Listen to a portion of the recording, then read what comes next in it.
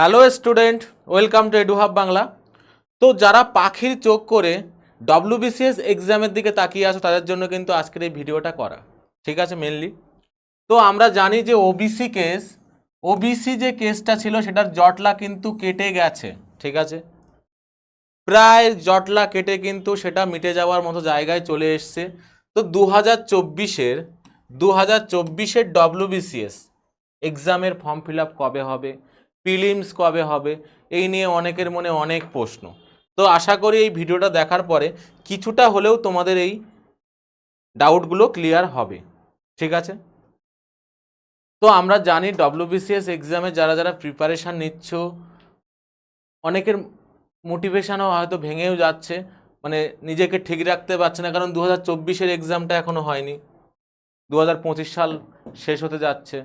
তো তাদের জন্য কিন্তু একটা কথা বলবো যে ওবিসি কেস নিয়ে কিন্তু পশ্চিমবঙ্গে অনগোয়িং এক্সামগুলোর উপরে কিন্তু একটা প্রভাব ফেলেছিল ওবিসি কেস।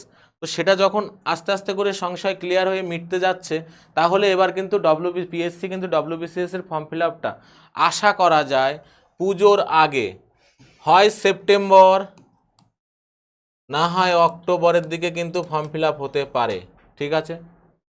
সেপ্টেম্বর না হয় অক্টোবরে কিন্তু ফর্ম ফিল আপ হতে পারে। এবং যদি আমরা দেখি এর প্রিলিমস এক্সামটা হয় ডিসেম্বরে হবে, হয় ডিসেম্বর না হয় জানুয়ারি মাসে কিন্তু কন্ডাক্ট করবে, ডিসেম্বর না হয় জানুয়ারি মাসে কন্ডাক্ট করবে। তো এখন কথা হচ্ছে যে সেপ্টেম্বর অক্টোবর এই মাসের দিকে তোমরা দেখো না, তোমরা শুধু একটা জিনিস মনে করে রাখো, পুজোর আগে কিন্তু ডব্লিউবিসিএস 2024-এর কিন্তু ফর্ম ফিল আপ অবশ্যই হয়ে যাবে, এটা আশা রাখা যায়। কারণ ওবিসি কেসের উপরে এগুলোর কিন্তু প্রভাব পড়েছিল, ওই জন্য এখন বলা যায় যে এবার কিন্তু ডব্লিউবিসিএস এর ফর্মটা আসতে চলেছে। তো আশা করি এই ভিডিওটা দেখে তোমাদের সংশয়গুলো কাটবে। সবাই ভালোভাবে প্রিপারেশান নাও, এক্সাম কিন্তু সামনেই আছে, এইভাবেই প্রিপারেশান নাও, ঠিক আছে। চলো, জয় হিন্দ।